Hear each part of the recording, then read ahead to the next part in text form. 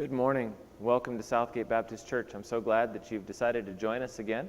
I hope that you'll join us either here on our Facebook channel or over on YouTube. The link should be underneath this video in the comments, but join us there in about an hour for our service as we finish up our time with Nebuchadnezzar.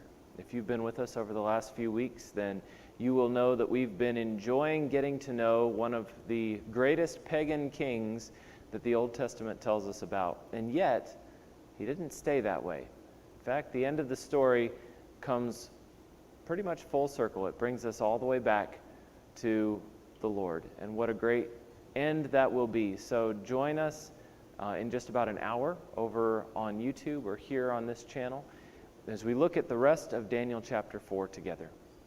You know, Nebuchadnezzar struggled for a long time to come to the Lord. And it was because of his pride. It was because of his unwillingness to let God be God in his life.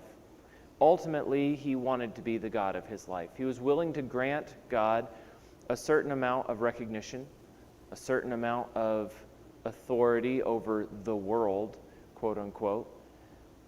And we do the same thing.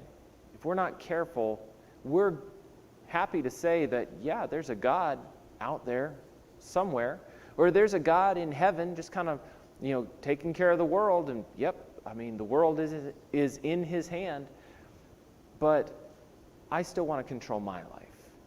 And we make the same mistake that Nebuchadnezzar did. And ultimately, as we found out last week, God warned him where that would lead.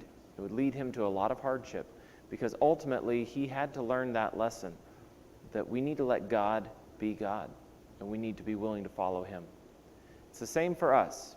If we're not careful, we will set ourselves up for a very difficult road in life, as God has to let us learn the hard way that he truly is the King of this universe. He truly is our Creator God, and we are answerable to him.